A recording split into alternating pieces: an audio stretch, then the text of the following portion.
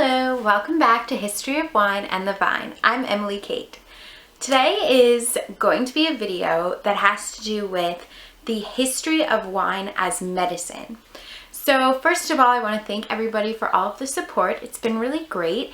And because the videos have been really successful, I've gotten a lot of cool opportunities that have come my way. And one of my favorite ones was actually writing an article for the Academic Wino. So I have my computer right here, and I'll just show you in case you haven't seen. This is the website. It's really beautiful. And this is my article. And I'll actually, I'll link it down in the description box so that you can read it if you hadn't had a chance. So I actually had done a separate research project on the history of wine as medicine at university, and then with the resveratrol study, it kind of occurred to me that it might be fun to put something out there to let people know about the history of the health benefits of wine. So that's kind of organically how the topic of the article came about, and let's get started. So now I'm going to do a video of it. Something I found really interesting when I was looking at this the first time for my school research was that in the past, they did not think about illness and disease as we do now. So they didn't think about the whole world as we do now. Everything was kind of thought of in these four terms of earth, fire, water, and wind. And then as the same in disease. So in your health, you could either be too hot, too cold, too wet, or too dry. So basically you had these four humors, as they called it, and if any one of them was off in some way, then that was what caused your disease. So older people were known to be drier and colder, and in essence they had to be warmed up and moistened.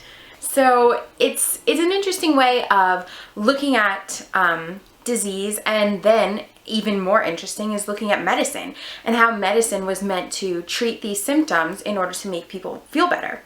So there were a lot of different ways that people used wine as medicine. So there was something called theriacs, and these were mixtures of wine and then materia medica. So materia medica could have been a whole number of things. Actually kind of interesting. I have a couple of medicinal recipes, I'll call them, with me here. This is a paper by Philip Mayerson of New York University, and it's on the use of Ascalon wine in the medical writers of the 4th to 7th centuries. And I'll just read you some of the things that got mixed in with the wine because it's really interesting to hear. So Cassius Felix, who was from 447 CE, he discussed putting in parched cumin, pepper, fennel into Ascalon wine. Then we have from Mesopotamia putting in althea, chamomile, clover, linseed, fenugreek, cardamom. And something that I find interesting about a lot of these is that a lot of the recipes call for hot wine or boiled wine, or even for the entire thing to be mixed together and then boiled down and reduced into a salve. So I think that that's what we'll be doing later on. Instead of a normal tasting, I'd like to try to boil the wine, and it says to add animal fat or butter or olive oil. I don't have a lot of animal fat lying around, so I'm thinking that maybe olive oil or butter might be kind of a cool addition.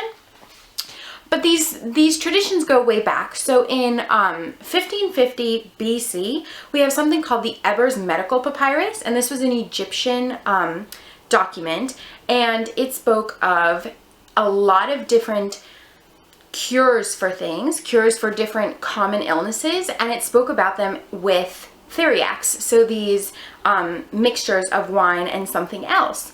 And these were generally meant to treat things like the great weakness, which is just a general weakness of the body, loss of appetite, things like common things, but things like this. And throughout time, from 1550 BC all the way way up, it became kind of divided into two uses of this medicinal wine. So you could either have the preventative side, so you kind of drink it as a, like we might take a multivitamin, or just try to eat right. They drank wine for these reasons. Kind of feel like they were onto something. Or you could have it as treatment. So that's kind of the two things that I'm going to discuss right now.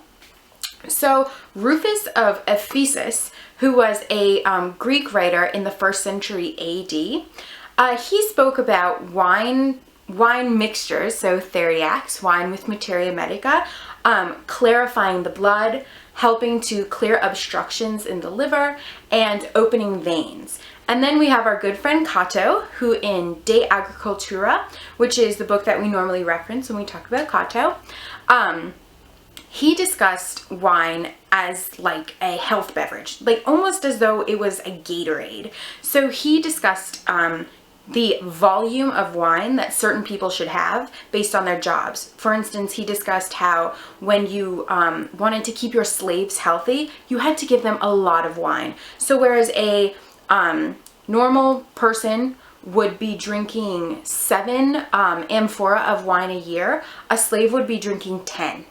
That's a pretty big difference. And he discussed about how it would keep them healthy, it would allow them to work better. So it was definitely seen as a health drink in and of itself.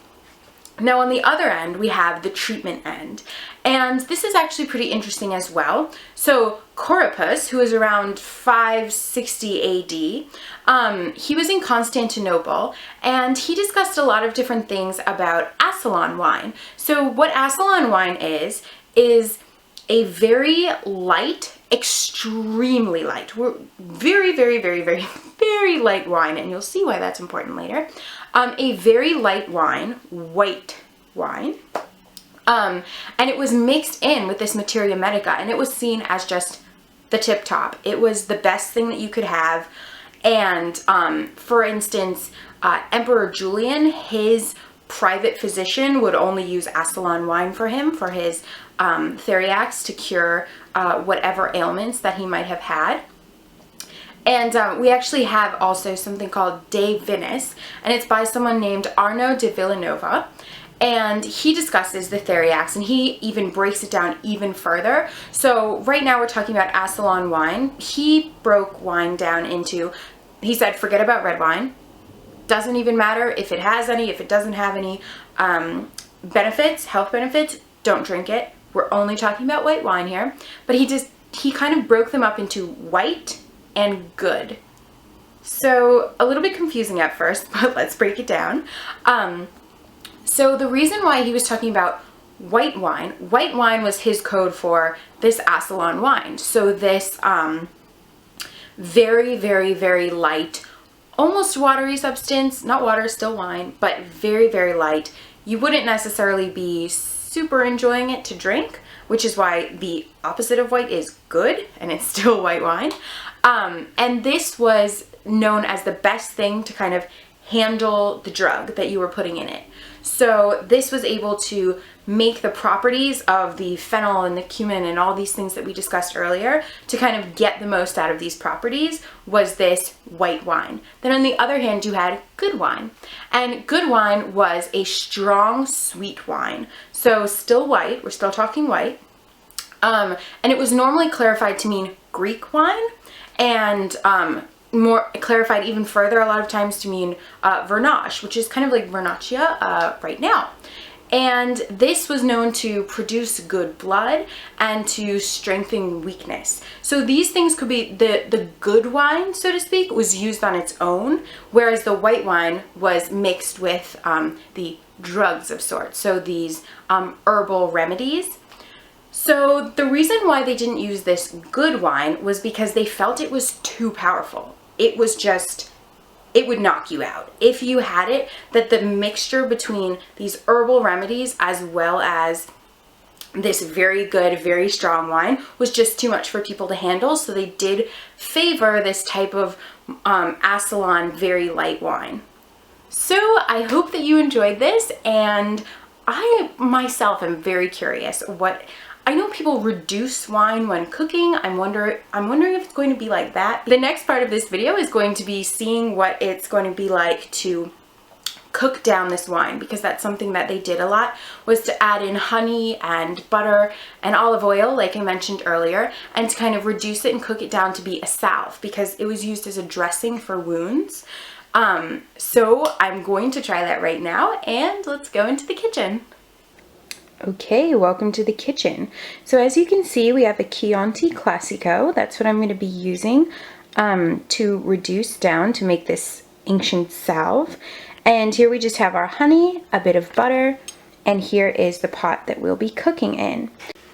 I'm going to take this butter here and place it into the pot.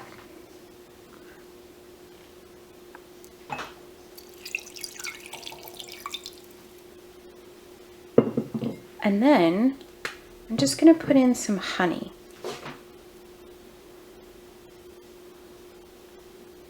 So now, just to remind you, this is not to eat or drink. This is actually just, as I turn on the stove, this is actually just as a salve. So this was used to dress wounds, and it was definitely not consumed. So we'll just look over top here, and I'm assuming that all of this alcohol will burn right off. I'll let that go for a little. It smells really good. So now I'm just adding in a little bit of olive oil, just to thicken this up a bit. So this has been boiling for quite a while now. It actually smells incredible when you think about it. There's nothing in there that people don't love. Butter, honey, and wine. But it's boiling quite a lot, and as you can see, if you look over at the line of where the wine used to be, and then you look at where the wine is, it has boiled down quite a bit, and I have added quite a bit more honey as well as butter. And it's done a good job of thickening up a bit. But what I'd like to do now is, I'd like to take it off the flame. So first I'll turn the flame off. Let it settle just a little bit.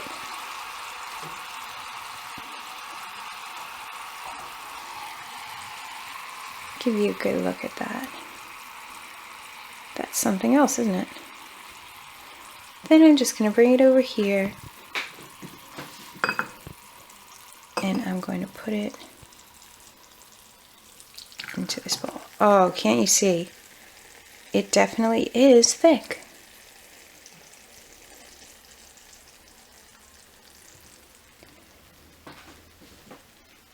So it's definitely thick. And you know, as this was cooking, so to speak, I was thinking to myself about its use.